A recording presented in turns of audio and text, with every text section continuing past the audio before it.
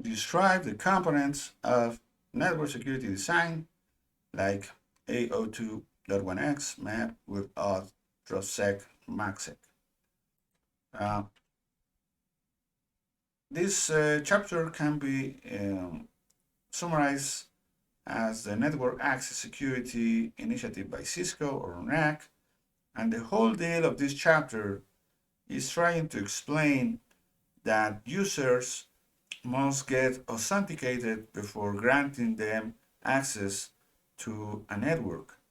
Authenticating means making sure that the user is who he claims to be, and based on that authentication, granting that user or device the appropriate set of resources within your network to be used. For instance, you can have guest users that the only resource that you might want to give them is best effort internet. Whereas if you have corporate users, you might want to give them access to printers or internal applications. So in order to authenticate users, you will need a radius server and a mechanisms that works between your end users and the radius servers. Once a user is authenticated, how do you make sure or limit that user or device access to your resources? By means of assigning it a VLAN or a dynamic access control list or a TrustSEC tag. So that is what we're going to see now. The first CISCO mechanism to provide authentication is using the standard AO2.1x that has three components: the supplicant, which is a software that runs in your device, like CISCO AnyConnect; the authenticator, that is a network device or NAT that receives this authentication request from the supplicants and sends them to the radio server; and the authentication server, which is a radio server that will validate the identity of the user or device and will either accept or deny access to the network. If the radio server accepts that user or device, it should provide a dynamic VLAN, dynamic access control list, or a TrustSEC tag. This protocol uses three modes in CISCO: monitor mode, low impact mode, or high security mode. It is based for authentication in another standard that is known an extensible authentication protocol that has several methods in order to authenticate. The MD5 method will hash credentials, and it only provides one-way authentication. That the downside is that the supplicant cannot authenticate the server. The second method is TLS, that uses PKI certificates signed by a certificate authority. These certificates must be installed at the supplicants and server, so it is complex to deploy.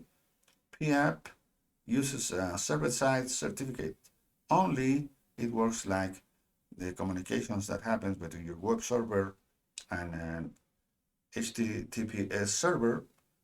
It includes several inner methods like MSCHAP v2 or PAP v0.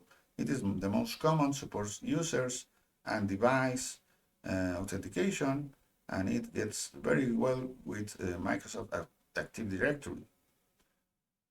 The second inner method is GTC or PAP version 1, which is a CISCO alternative that supports token servers, LDAP, NetIQ, eDirectory, and so on. The third method is TLS, which requires a certificate in the supplicant, and so you will have a tunnel inside a tunnel. EAP Fast re-authenticates faster using something similar to a cookie known as PAC. It supports EAP chaining. It is good for mobile roaming users. EAP chaining means supporting machine and user authentication combining to one authentication result. It is good for corporate users with identified devices. And the fifth inner method is TTLS, that supports more inner methods like PAP, CHAP, and MS-CHAP. If this protocol fails, MAC authentication bypass kicks in. It will have to wait until AO2.1x times out. That means 90 seconds. But if you don't enable AO2.1x, MAC authentication bypass will kick in as soon as the port comes up. And the mechanism of this authentication feature is by listening to at least one frame that comes into the port, obtaining the MAC address of that frame, ignoring this traffic until it becomes authenticated. It will send that MAC address to the radio server. The radio server will have to respond either with an accept or reject, and also should send a dynamic access control list, dynamic VLAN, or tag, a TrustSEC tag. This mechanism is not very secure because the MAC address can be forged by the end user. If the MAC authentication bypass doesn't work, web authentication kicks in. This authentication presents the user with a web portal asking for username and password. Hence, it is only aimed at users, not devices. It also uses radius authentication, not to be confused with the legacy CISCO guest VLAN feature. This CISCO guest VLAN feature is mutually exclusive with WEBAuth. You have two options with web authentication: local web authentication that presents the user with a portal that is hosted in the switch or end device. This authentication lacks many options. So if you want more features for your web portal, use the centralized web authentication. In that case, you will need an ESA server. This will support more features, and the internal process of CWA uses radius, DHCP, something that is known as change of authorization, or COA, which is another standard. CISCO offers enhanced flex authentication, which is a feature that provides faster authentication, given you have to deal with several mechanisms to authenticate. This is included in CISCO IBNS2, that also includes Common Classification Policy Language and ESA. TrustSEC is a CISCO proprietary solution to provide access control to your network. It will also work with firewalls. It works by adding a tag into your frames as soon as they enter the network, known as SGT. These SGTs are unbeknownst to end user devices. The end user devices never come across these SGTs, and you will have source SGTs and destination SGTs, because at your borders, your equipments, your VLANs, your ports will get assigned an SGT also. So you have source SGTs and destination SGTs, and you can create policies with that.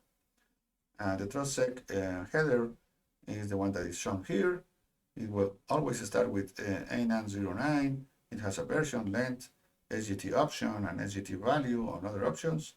The most important field here is the SGT value, which is 16-bit wide. The TrustSEC operation runs in 3 phases. When your frame enters your network, you want to assign it an SGT that you can assign it dynamically by means of the mechanisms we just talked about, or statically.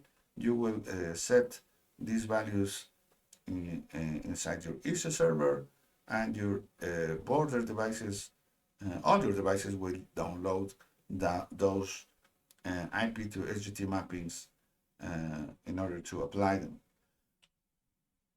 And the second phase consists on how your frames is carried along across your TrustSEC network.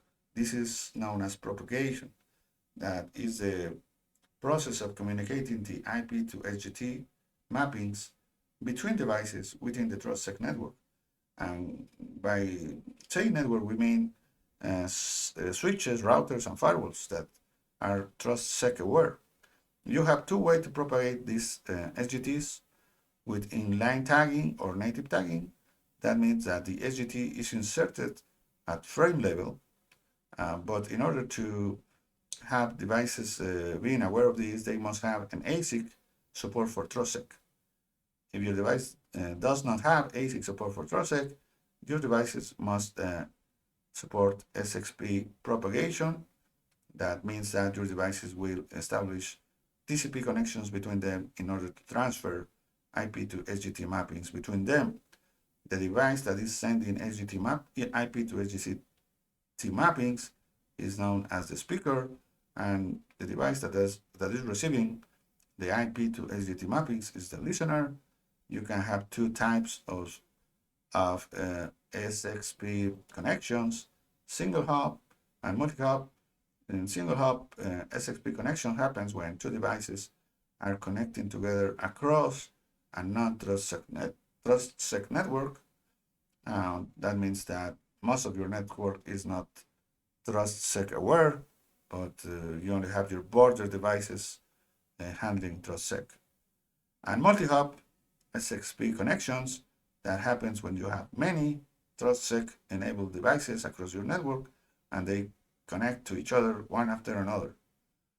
There is a special case that happens if the border switch that is connecting your end users or devices is not TrustSEC aware. In that case, the ISO server will become a speaker and will send the IP to SGT mappings for all those users and devices to an upstream switch that is TrustSEC aware, that will be a listener. So what happens when your frame reaches the border of your network and want to exit your network?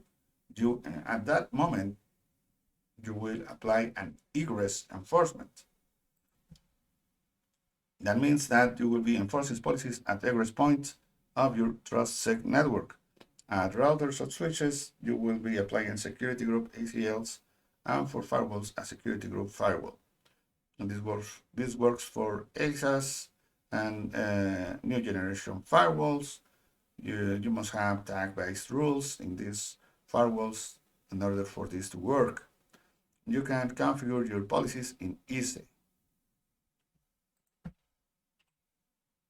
Finally, the MACSec protocol, which is a standard, provides you with layer 2 hop-by-hop encryption. It will add a header before the .1q tag and a trailer before the CRC trailer. And this is how the header looks like. It will start with 88E5, tag control info, association number, short length, packet number, secure channel ID, and finally the integrity check value. In order to authenticate, you have several mechanisms like UMAC that only offers authentication, but you also have the advanced encryption standard GCM that offers authentication and encryption. You want to use that.